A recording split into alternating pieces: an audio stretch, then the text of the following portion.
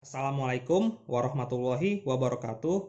Perkenalkan, nama saya Syafi'i Ahmadi Ridho, NIM 2036003 dari kelas PTNA, Prodi Peternakan, Fakultas Pertanian, Universitas Sumatera Utara. Pada kesempatan kali ini saya akan menjelaskan 6 pertanyaan tentang metabolisme lemak, mata kuliah biokimia yang dibawakan oleh dosen kami, Ibu Tati Vidianasari. Baiklah, saya akan menjelaskan pertanyaan yang pertama, yaitu jelaskan proses yang terjadi saat metabolisme lemak. Lemak di dalam tubuh akan dipecah menjadi gliserol dan FFA atau asam lemak bebas. Gliserol akan diubah menjadi gliseraldehid 3-fosfat. Kemudian gliseraldehid 3-fosfat ini akan masuk ke dalam proses glikolisis dan menjadi pirufat. Kemudian pirufat akan diubah menjadi asetil-CoA. Kemudian asetil-CoA akan berakhir di siklus Krebs. Sedangkan asam lemak bebas atau FFA akan dioksidasi menjadi asil-CoA. Lalu mengalami beta oksidasi hingga dia menjadi asetil-CoA. Asetil-CoA kemudian akan masuk ke siklus Krebs juga. Baiklah, saya akan menjelaskan pertanyaan kedua, yaitu jelaskan proses pencernaan, penyerapan, dan transport lemak. Saya akan menjelaskan pencernaannya terlebih dahulu. Lemak memiliki sifat tidak larut dalam air. Untuk itu, lemak harus diemulsi oleh garam empedu, kemudian disintesis oleh liver dan disimpan di dalam empedu. Kemudian hasilnya akan mudah diserap dan dicerna. Selanjutnya saya akan menjelaskan proses penyerapannya. Lemak akan diserap oleh sel mukosa usus halus. Asam lemak yang diserap akan disintesis kembali menjadi lemak di dalam badan Golgi dan retikulum endoplasma sel mukosa usus halus. Kemudian TAG atau triasilgliserol akan masuk ke sistem limfa, membentuk kompleks dengan protein dan menjadi kilomikron. Selanjutnya saya akan menjelaskan transport lemak. Kilomikron akan membawa TAG dari sel mukosa usus halus ke organ lain seperti jantung, otot, dan jaringan lemak. TAG yang disintesis dari hati kemudian akan dibawa oleh VLDL atau Very Low Density Lipoprotein ke organ lain.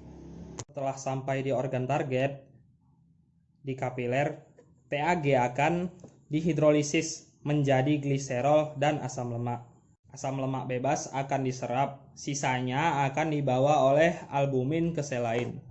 Asam lemak yang telah masuk ke dalam sel akan diubah menjadi energi. Sebagian lainnya akan diubah jadi TAG untuk disimpan di adiposa. Selanjutnya saya akan menjelaskan pertanyaan ketiga, yaitu jelaskan pengertian beta oksidasi. Beta oksidasi adalah jalur katabolisme lemak di mana asam lemak bebas akan diubah menjadi asetil-CoA, kemudian akan dijadikan energi dalam bentuk ATP. Selanjutnya saya akan menjelaskan pertanyaan keempat, yaitu jelaskan 4 proses utama pada beta oksidasi. Diketahui 4 proses pada beta oksidasi yaitu dehidrogenasi 1, hidrasi, dehidrogenasi 2, yang terakhir tiolisis. Pada penjelasan kali ini akan digunakan contoh yaitu palmitoyl asil. Palmitoyl asil adalah asam lemak yang memiliki 16 atom karbon. Pada proses dehidrogenase 1,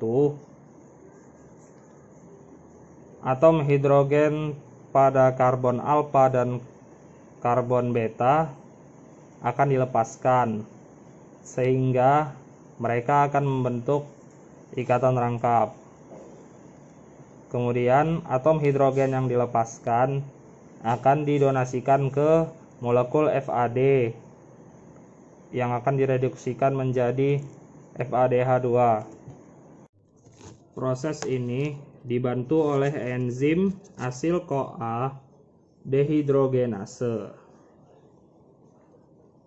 Hasil dari proses ini adalah senyawa trans-enoyl-CoA. Proses yang kedua ialah hidrasi. Artinya penambahan air atau H2O pada karbon alfa dan karbon beta. Gugus OH akan berikatan dengan karbon beta. Kemudian atom H akan berikatan dengan karbon alfa, sehingga menghasilkan senyawa yaitu hidroksi asil CoA. Proses ini dibantu oleh enzim enoyl CoA hidratase.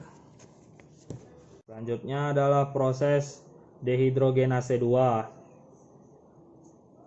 Atom hidrogen pada karbon beta akan dilepaskan, sehingga akan membentuk ikatan rangkap antara atom karbon beta dengan atom O.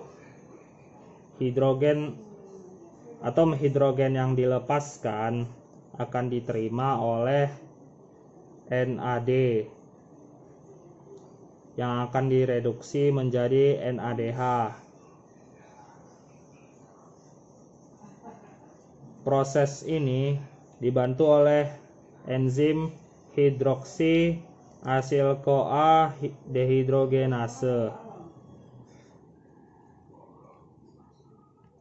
Proses ini akan menghasilkan senyawa keton asil CoA. Selanjutnya proses yang terakhir ialah tiolisis. Proses ini membutuhkan koenzim A dan dikatalisis oleh enzim tiolase.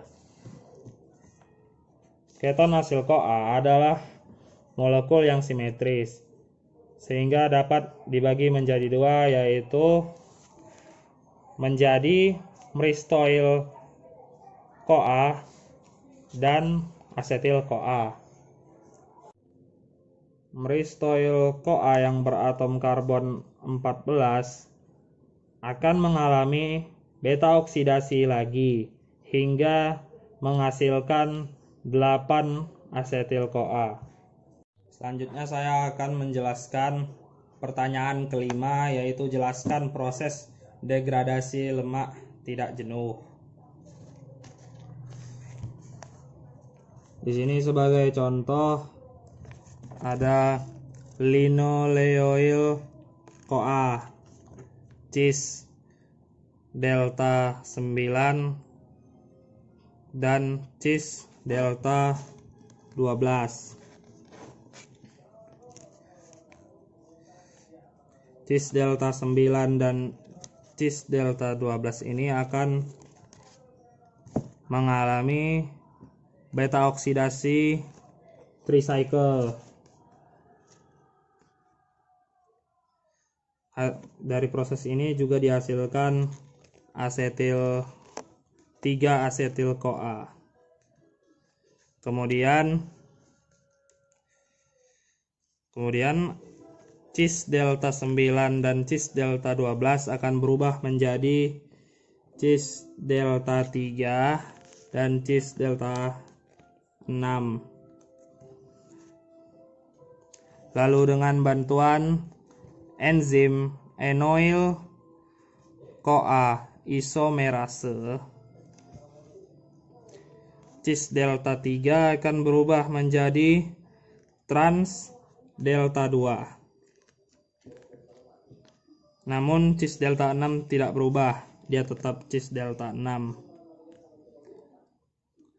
kemudian akan mengalami beta oksidasi kembali dan juga akan menghasilkan asetil-CoA juga seperti tadi. Lalu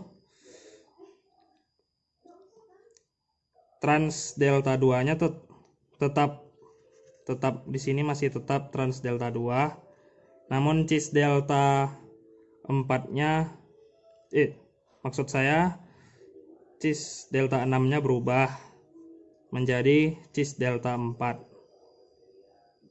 Kemudian trans delta 2 cis delta 4 akan berubah menjadi trans delta 3 dibantu oleh enzim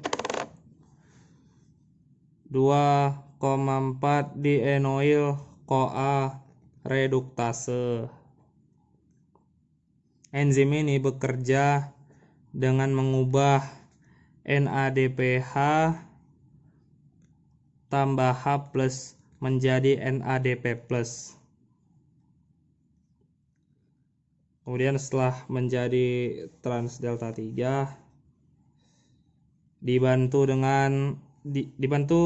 kemudian selanjutnya dibantu dengan enoil CoA isomerase. Enzim enoil CoA isomerase trans delta 3 ini akan menjadi trans delta 2.